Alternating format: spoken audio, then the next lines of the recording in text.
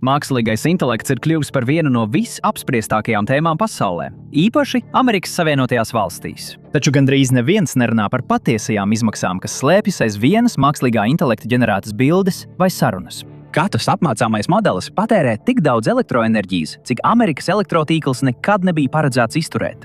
Un tagad pieprasījums strauji pieaug. Savienotajām valstīm vajag vairāk elektroenerģijas nekā jebkad agrāk, un tai jābūt uzticamai, tīrai un pastāvīgai. Katrs štats Amerikā cenšas atrisināt šo problēmu. Taču viens štats, iespējams, to jau ir paveicis. Tas vienkārši izmaksāja $35 miljardus un gandrīz noveda uzņēmumu, kas to būvēja, līdz bankrotam. Mūsdienās jaunākās mākslīgā intelekta iekārtas patērē līdz pat 1000 megavatiem. Pietiekami, lai apgādātu ar enerģiju nelielu pilsētu. Un tas ir tikai viena ēka.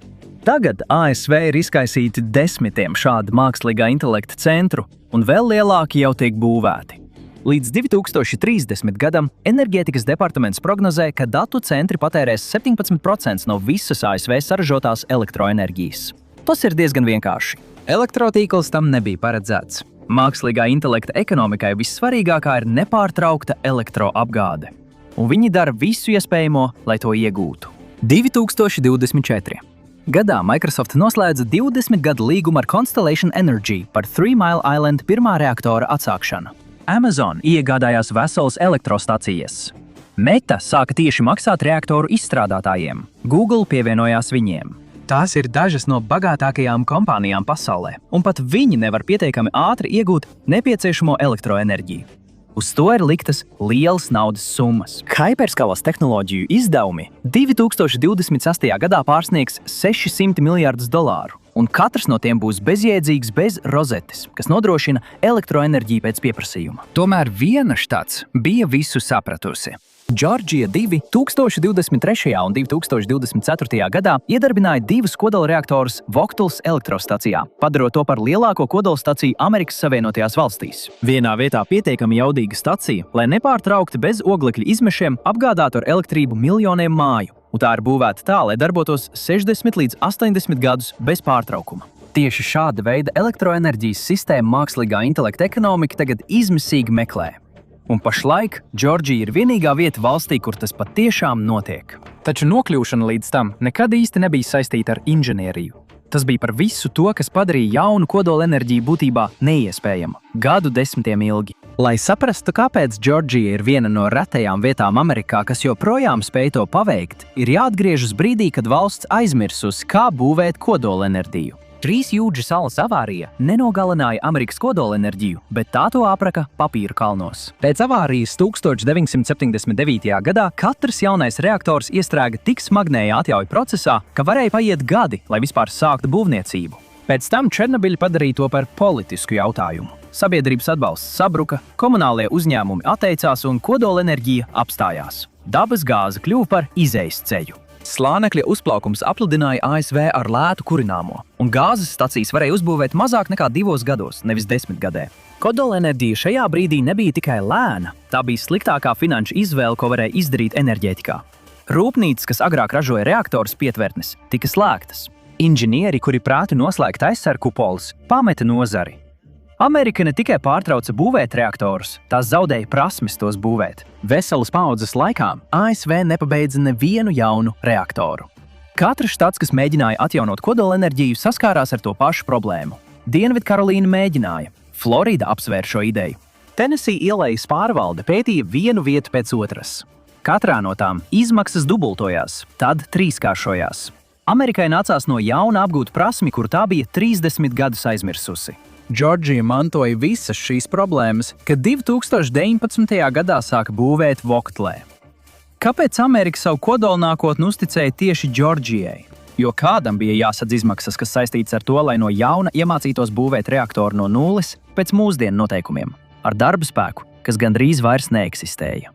Džordžijas Vogtlē 3. un 4. bloka ne tikai ražo milzīgu daudzumu elektroenerģijas, tie pārstāv pilnīgi jaunu kodolreaktoru paudzi. Vecākie reaktori, kas tika būvēti 1970 un 80 gados, lielā mērā paļāvās uz sūkņiem un rezerves sistēmām, lai ārkārtas situācijā uzturētu kodolu vēsu. Jaunais AP1000 reaktors tika izstrādāts, ņemot vērā daudz biedējošāku jautājumu.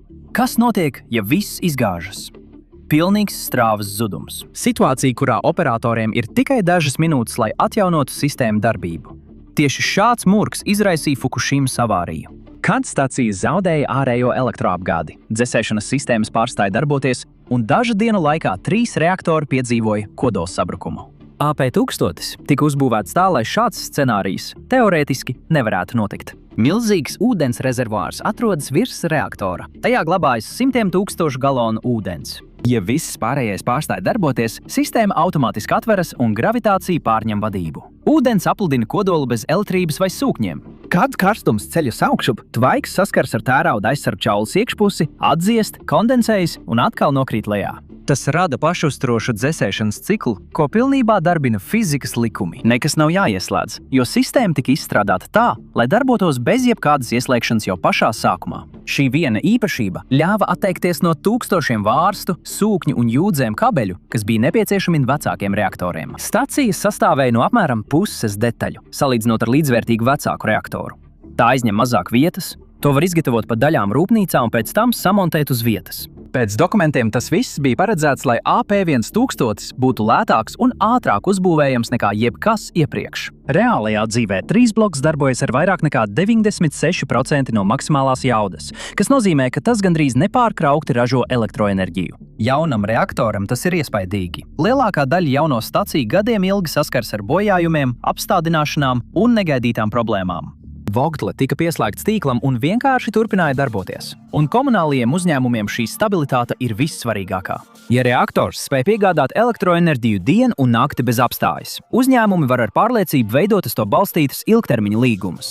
2026. gada aprīlī Westinghouse uzņēmums, kas izstrādāja AP1000 reaktoru dizainu, lūdza Kodoldrošības regulēšanas komisiju padarīt Vogtles 4 bloku par paraugu Amerikas kodolenerģētikas nākotnē. Katrs jauns AP1000 licences, rasējums un būvniecības plāns būs saistīts ar to, kas tika uzbūvēts Džordžijā, un tas ir svarīgi. Šobrīd uz Zemes darbojas tikai 6 AP1000 reaktori. Visā rietumu pasaulē ir tikai 2 reaktori Džordžijā. Tas, kas tur notiks nākamajā desmitgadē, var noteikt, vai Amerika uzbūvēs jaunu kodolstaciju paudzi, vai arī vairs nekad nemēģinās. Taču arī līdz šim punktam nonākt nebija viegli. Sākotnējais budžets bija ap $14 miljardiem. Gala summa, kad visi izdevumi pārskati bija apkopoti, sasniedza $36,8 miljardus. Projekts kavējās par 7 gadiem un pārsniedza budžetu aptuveni par $21 miljardu. Pēc jebkādas loģikas projekts būtu bijis jāaptur vismaz 3 reizes. Pirmais gandrīz liktenīgais brīdis pienāca 2017. gada martā, kad Westinghouse uzņēmums pieteica bankrota būvniecības vidū. Tas bija parakstījis fiksētas cenas līgums, kurus neviens patiesībā nevarēja izpildīt, jo darbs izrādījās grūtāks nekā kāds bija atzinis. Uzņēmums sabruka savu solījumu smaguma dēļ. Tā mātes uzņēmums Toshiba norakstīja $9 miljardus un izstājās no Amerikas kodolenerģētikas biznesa. Georgia's Power un Southern Company vairs nebija līgumslēdzēja. Viņiem bija līdz pusei uzbūvēta kodolstacija, 1000 strādnieku objektā un neviens, kas viņus vadītu. Štats varēja projektu apturēt. Tā vietā Southern Nuclear pārņēma projekta vadību un piesaistīja Bechtel, to pašu uzņēmumu, kas 1980. gados uzbūvēja sākotnējās Vogtle 1. un 2. vienību, lai vadītu ikdienas būvniecību. Izmaksu pārsniegumi nebija saistīti tikai ar bankrotu. Solītā rūpnīcā izgatavoto detaļu pieeja, proti, ka reaktora daļas izgatavo ārpus objektu un piegādā uz vietu, izjuka gandrīz uzreiz. Strādniekiem detaļas nācās pārbūvēt uz vietas, tādējādi iznīcinot visu naudas taupīšanas ideju, kas bija šī dizaina pamatā. Papildus tam projekts iztērēja to nedaudzo amerikāņu kodolenerģētikas darba spēku, kas vēl bija palicis. Stacijai nācās apmācīt gandrīz 13,000 tehniku darba gaitā. Šis apmācīto cilvēku skaits atklāja patieso stāstu. Amerika ne tikai uzbūvēja elektrostaciju Džordžijā, bet arī atjaunoja ap to esošo darba spēku. Bērkas apgabalam nācās izveidot arodu programmas veselas paaudzes strādniekiem, kuri nekad nebija redzējuši reaktoru būvniecību. Vietējiem metinātājiem bija jāiegūst kodolenerģijas līmeņa certifikāti. Inženieru firmas sūtīja darbiniekus no Tennessee, Dienvidkarolīnas un Floridas, lai tikai spētu tikt līdzi.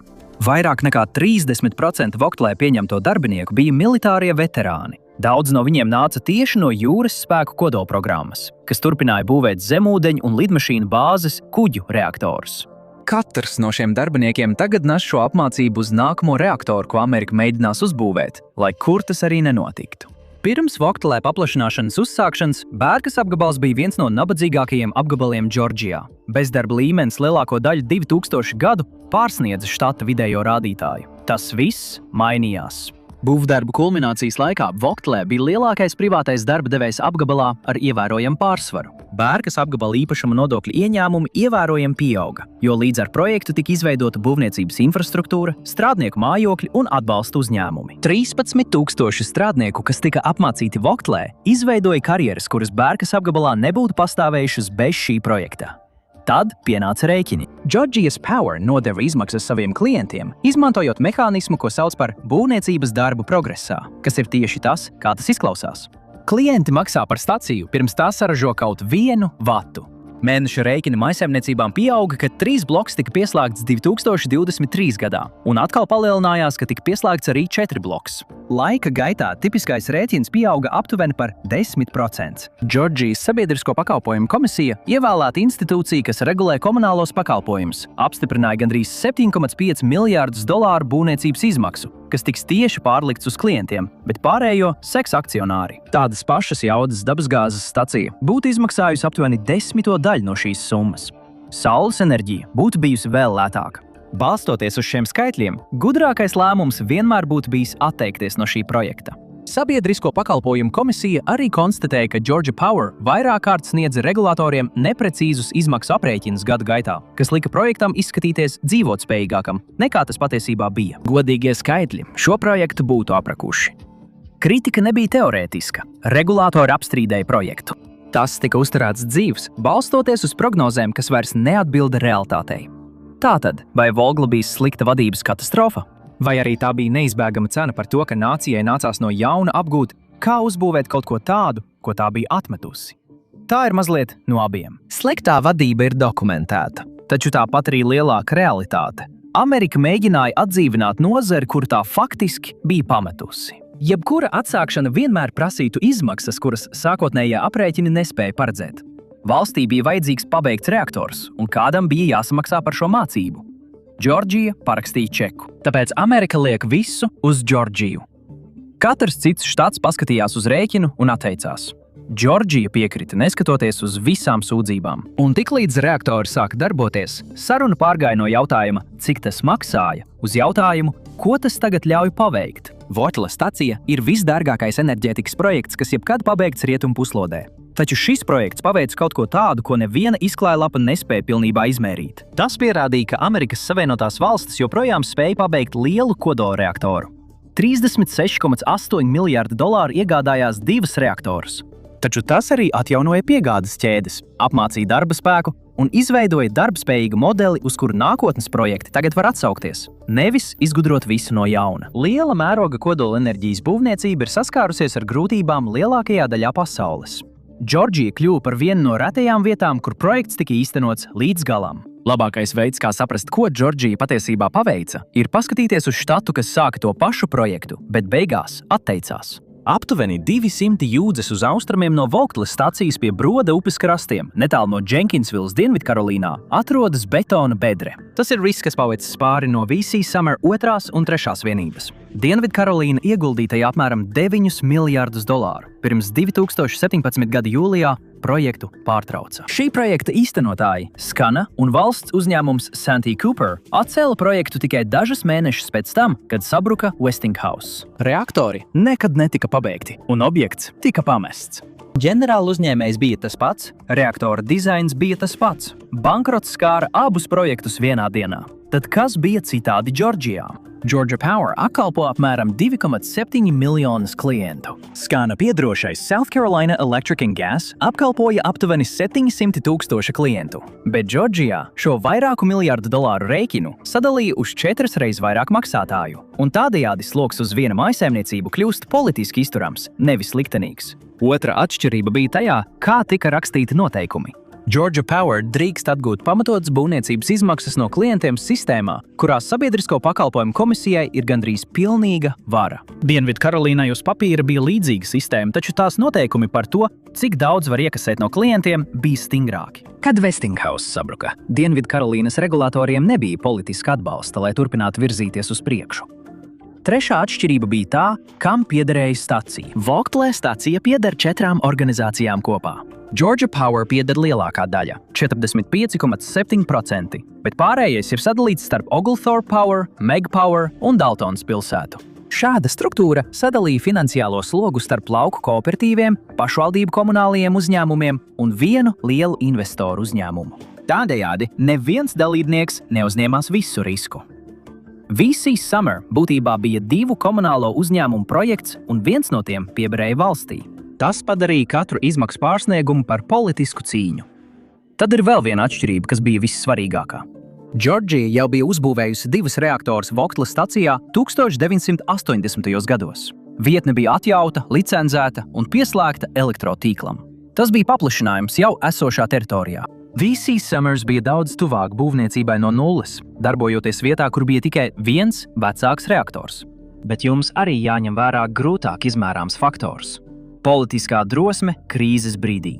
Kad Westinghouse sabruka 2017. gada martā, abas štati tika piespiesti ārkārtas sēdēm dažu nedēļu laikā. Dienvidkarolīnas politiķi, saskaroties ar mazāku klientu skaitu un skaļākām sūdzībām, nolēma projektu atcelt. Džordžijas vadība izvēlējās pretējo ceļu. Viņi nolēma, ka pamest līdz pusei pabeigtu reaktoru pēc miljardu iztērēšanas būtu vēl sliktāk nekā uzņemties papildu izmaksas, kas nepieciešams tā pabeigšanai. Šis lēmums bija brīdis, kad Džordžijas ceļš atšķīrās no Dienvidkarolīnas. Šī atšķirība ir iemesls, kāpēc neviena cita štats nav spējusi atkārtot to, ko izdarīja Džordžija. Likme uz Džordžiju atmaksājās, jo Džordžija struktūrāli bija vienīgais štats, kurā tas varēja izdoties. Bērkas apgabalam bija viena priekšrocība, ar kuru nevarēja sacensties neviena cita piedāvātā vieta. Atļaujas, ūdens lietošanas tiesības un kodolenerģijas pieredze no 1980. gada būvniecības jau bija nodrošinātas. Kad Džordžija paplašināja Vogtlu, jautājums par ūdeni nekad netika atvērts no jauna. Cīņa par licencēm nenotika. Jebkurā citā štatā būtu pagājuši gadi tiesās, pirms varētu sākt būvniecību. Džordžijā saikne starp komunālajiem pakalpojumiem un valdību ir ciešāka nekā daudzos lielākos politiski sašķeltos štatos. Sabiedrisko pakalpojumu komisija tiek ievēlēta visā štatā, un vēsturiski ir ievēlēti komisāri, kuri labprātāk atbalsta komunālo uzņēmumu ilgtermiņa paplašināšanos. Turklāt likumdevējs pastāvīgi stiprināja projektu ar nodokļu noteikumiem, finansēšanas likumiem un politikām, kas ļāva sekt izmaksas vēl būvniecības laikā. Štati ar sadrumstalotākām regulējošām sistēmām būtu saskārušies ar gadiem ilgu papildu juridisku un politisku pretestību, pirms būvniecība vispār sasniegtu šo posmu. Salīdziniet to ar Kaliforniju vai Ņujorku. Abām ir kodolenerģijas vēsture – Diablo Canyon Kalifornijā un Indian Point Ņujorkā. Taču mūsdienās abas vairāk raksturo spiediens slēgt elektrostacijas, nevis būvēt jaunas. Neviena no šīm valstīm nevarētu uzņemt Vogtla projektu. Abas soda komunālos uzņēmumus par tieši tāda veida projektu ierosināšanu, kādu Džordžija īstenoja. Ilinoisa ir sarežģītāka. Tajā darbojas lielākais kodolreaktoru parks valstī ar 11 reaktoriem, taču visi tika uzbūvēti pirms būvniecības izmaksu straujā pieauguma 1980. gados. Tā deregulētais tirgus padara jaunas kodolenerģijas ražošanu gandrīz neiespējamu. Enerģētikas uzņēmumi nevar garantēt ilgtermiņa cenas, kas nepieciešams, lai atgūtu milzīgās sākotnējās izmaksas. Tā ir tā slazda būtība. Deregulācija atalgo to, kas jau pastāv, bet bloķē to, kas nāk nākotnē. Un tieši tāpēc kodolenerģijas paplašināšanās ir koncentrējusies regulētajos dienvidaustrumu štatos, nevis lielajos kodolenerģijas štatos ziemeļos. Tikai Džordžijas štatā bija apstākļi, lai šo projektu novestu līdz galam, un tas tikai kļūs vēl lielāks. 2025. gada decembrī Džordžijas Power iesniedza $16 miljārdu plānu, lai līdz 2031. gadam uzbūvētu pietiekami daudz jaunu elektroenerģijas ražošanas jaudu, lai vienlaikus apgādātu ar elektrību vairākus miljonus māju. Sabiedrisko pakalpojumu komisija tikai šī priekšlikuma izskatīšanai publiskajās uzklausīšanās pavadīja gandrīz 25 stundas. Plānu virzīja viena klientu kategorija kas pirms 5 gadiem vēl nebija nozīmīgā apjomā eksistējusi. 2025. gada janvārī Amazon apņēmās ieguldīt vēl $11 miljardus datu centra paplašināšanā Džordžijā. Nevis nākotnes nodoms, bet jau ieguldīts kapitāls. Tajā pašā gadā uzņēmums iegādājās milzīgus zemes gabalus štatā, lai būvētu jaunus kompleksus. Un tas nav vienīgais. Microsoft, Meta un Google visiem ir nozīmīga klātbūtne Džordžijā, ar Atlantas apkaimes objektiem, kas patērē vairāk elektroenerģijas nekā vidēji izmēra rūpniecības uzņēmumi. Reģions ir pārvērties par hipermēroga centru. Meta objekts Ņūtonas apgabalā ļauj redzēt šo mērogu. Viens komplekss, kas jau tiek paplašināts, dienā patērē aptuveni 500,000 galonu ūdens, kas ir apmēram 10. daļa no apgabala ikdienas patēriņa. Tikai lai nodrošinātu tās skaitļošanas jaudu. Un pat tas vairs nav pietiekami. Ņūtonas apgabals pašlaik izskata vairākus jaunus priekšlikumus, tostarp datu centrus, kas pieprasa ūdeni un elektroenerģiju vēl lielākos apjomos. Katrs no šiem projektiem sacenšas par vienu un to pašu – elektroenerģiju, ko ASV elektrotīkls nespēja garantēt. Sabiedrisko pakalpojumu komisijas 2025. gada decembra lēmums padarīja paplašināšanos reālu. Džordžijas Enerģija apņēmās izveidot milzīgu jaunu elektroenerģijas jaudu vilni tieši ienākošiem rūpniecības un datu centra pieprasījumam. Svarīgi, ka uzņēmums piekrita uzņemties lielāko daļu finanšu riska pats, ja daži projekti netiktu īstenoti. Šī apņemšanās maina riska aprēķinu katram uzņēmumam, kas lemj, kur būvēt nākamo objektu. Komunālajie uzņēmumi neriskē ar miljardiem, ja viņi jau iepriekš nezina, ka pieprasījums būs. Kas nozīmē, ka mākslīgā intelekta un datu centru uzplaukums, kas virzās uz Džordžiju, visticamāk ir daudz lielāks nekā līdz šim publiski paziņots. Atlantā jau ir viena no labākajām optiskā interneta savienojumībām valstī, pateicoties tās telekomunikāciju vēsturei. Zeme ārpus pilsētas joprojām ir salīdzinoši pieejama. Klimats palīdz samazināt dzesēšanas izmaksas, bet lielākā priekšrocība ir elektroenerģija. Džordžija var piedāvāt lielu daudzumu uzticams, vienmēr pieejams elektroenerģijas, ko nodrošina lielākā atomelektrostacija valstī. Džordžija tagad izstrādā lielas slodzes tarifus. Noteikums, kas nosaka, kā datu centru klienti iegādājas elektroenerģiju tā, lai hipermēroga uzņēmumi varētu nodrošināt sev īpaši paredzētu tīru enerģijas ražošanu līdztekus tīkla elektroenerģijai. Šāda sistēma faktiski ļauj tādiem uzņēmumiem kā Microsoft vai Amazon pieslēgties tieši pie jaunās kodoljaudas, ko Džordžija tikko pabeidz izbūvēt. Un te arī laika sakratība kļūst mazliet dīvaina. Vogtle 4. bloks sāka komerciālu darbību 2024. gada aprīlī. Mākslīgā intelekta būvniecības izdevuma pieaugums tieši tajā pašā gadā atdūrās pret izaugsmes robežām. Divas pilnīgi atšķirīgas laika līnijas. 15 gadus ilgs būvniecības projekts un straušs mākslīgā intelekta skaitļošanas pieaugums satikās vienā un tajā pašā laika posmā. Tā sagadījās, ka Džordžija pabeidza vienīgos jaunus amerikāņu reaktorus šajā desmitgadē tieši tad, kad valsts lielākie uzņēmumi atklāja, ka nekur citur nevar iegūt uzticamu elektroenerģiju. Citi štati saprata pārāk vēlu, kas notiek. Virģīnija, vēsturiskā Amerikas data centru galvaspilsēta, sasniedza savas elektrotīkla robežas pirms varēja pievienot jaunas jaudas. Teksasa ar savu neatkarīgo elektrotīklu ir kļuvusi par magnētu datu centriem, kas darbojas ar dabasgāzi, taču tā nevar piedāvāt bezoglekļa bāzes jaudu. Arizonai ir vieta un saule, bet nav stabilas bāzes jaudas, kas to atbalstītu naktī. Ziemeļvirģīnijā, pasaulē lielākajā datu centra centrā, PGM Interconnection bija spiesti apturēt jaunu projektu izskatīšanu, lai tikai tiktu galā ar uzkrāto darbu. Līdz brīdim, kad tehnoloģiju gigants pabeidz dokumentāciju, lai pieslēgtu jaunu kampusu elektrotīklam, konkurents citā štatā jau ir uzbūvējis un iedarbinājis 3. Džordžijas priekšrocība ir ierobežota laikā, taču pašlaik tai pieder viena no retajām pilnībā funkcionējošajām lielizmēra tīras bāzes jaudas sistēmām Amerikas Savienotajās valstīs. Un konkurenti nav tikai citi štāti. Katra mēnesi, kad valstī neizdodas pievienot jaunu stabilu bāzes jaudu, hipermēroga mākslīgā intelekta centri tiek būvēti citur, arvien biežāk ārzemēs, vai arī netiek būvēti vispār. Abi šie iznākumi nodod mākslīgā intelekta ekonomiku tiem, kas spēj nodrošināt elektroenerģiju. Šobrīd tie ir Saūdarābija, Apvienotie Arābu Emirāti un noteikti Ķīnas reģioni. Apvienotajos Arābu Emirātos tādas partnerības kā G42 un Microsoft tiek īstenotas ļoti ātri, jo elektroenerģija tiek piešķirta jau sākotnēji caur ar valsti saistītiem komunālajiem uzņēmumiem. Zeme datu centriem jau ir atvēlēta. Apstiprinājumi tiek virzīti caur vienotu koordinātu sistēmu, un pieprasījums pēc skaitļošanas jaudas bieži tiek nodrošināts vēl pirms būvniecības uzsākšanas. Tas novērš ierastās aizkavēšanās, kas citur palēnina hipermēroga būvniecību.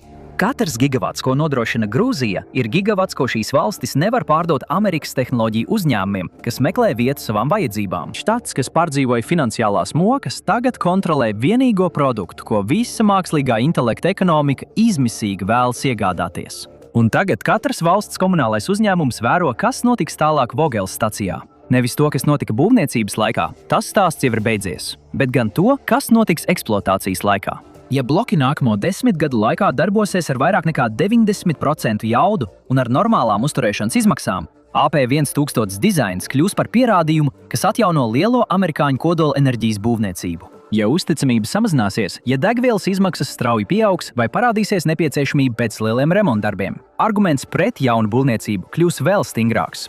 Līdz šim pierādījumi ir diezgan pārliecinoši. Saskaņā ar Enerģētikas departamenta aizdevumu programmu biroja datiem, 4 bloka būvniecības posms patiesībā izmaksāja par 30% lētāk nekā 3 blokam, lai gan tie tika būvēti blakus viens otram. Tas parāda, ka mācīšanās notika reāla laikā. Tas pats darbaspēks, kuram vajadzēja 15 gadus, lai uzbūvētu pirmo bloku, otrā būvniecībā ievērojami samazināja izmaksas un laiku. PricewaterhouseCoopers prognozēja, ka 10 jaunu AP1100 reaktoru parks varētu radīt gandrīz $93 miljardus ASV ekonomiskajā izlaidē. Tas arī nodrošinātu 10 000 darba vietu vairāk nekā 10 gadu ilgā būvniecības periodā. Un lielākās pārmaiņas nebūtu tikai ekonomiskas, bet arī izmaksu ziņā. Kad nozare sāks būvēt reaktorus atkārtoti, būvniecības izmaksas varētu samazināties aptuveni par trešdaļu, salīdzinot ar Vogtle. Vai šāds rezultāts īstenosies, ir galvenais jautājums ASV kodolenerģijas paplašināšanā. Ja nākamais AP1000 reaktors izmaksās ievērojami mazāk nekā Vogtle bāzes izmaksas, kodolenerģija kļūs konkurētspējīga ar gāzi lielā apjomā. Ja tā nenotiek, Vogtle kļūst par griestiem, nevis atspēriena punktu. Ir precedenti abiem iznākumiem. Valstis, kas būvēja nepārtraukti, ievērojami samazināja izmaksas. Valstīs būvniecība tika pārtraukta, izmaksu pieaugums saglabājās. Galvenais faktors ir atkārtošana, nevis tikai dizains. Un doma par vairāk kodolreaktoriem vairs nav tikai teorija.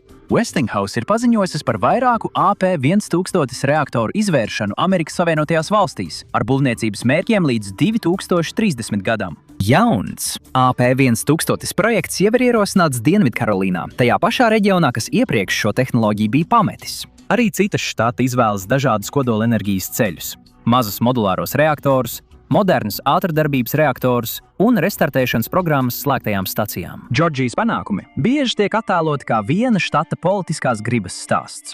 Finansiālā realitāte ir daudz sarežģītāka. Projekts izdzīvoja Westinghouse bankrotu daļēji tāpēc, ka Enerģētikas departaments 2014. gadā izsniedza $8,3 miljārdu federālo aizdevumu garantiju.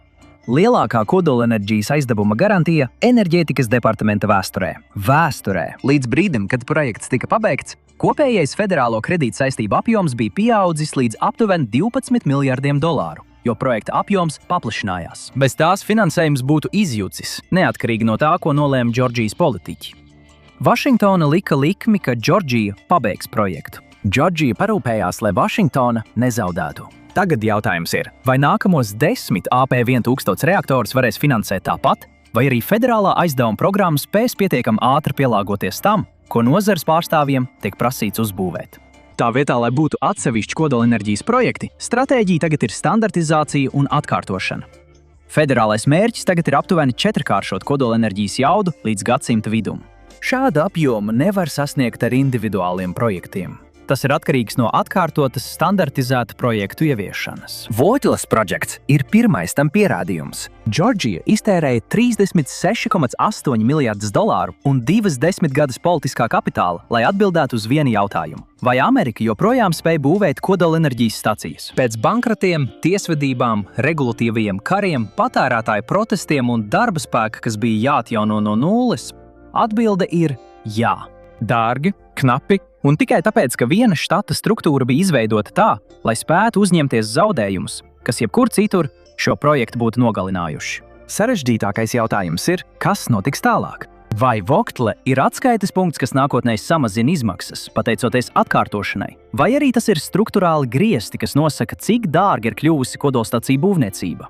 Reaktori darbojas, prasmes ir atjaunotas, atskaites elektrostacija ir licencēta. Katrs lielākais elektroenerģijas tirgus Amerikas Savienotajās valstīs tagad pārbauda savu versiju tam pašam jautājumam, uz kuru Džordžija jau ir samaksājusi, lai uz to atbildētu. Nākamā industriālās enerģijas fāze jau tiek izlēmta reāla laikā.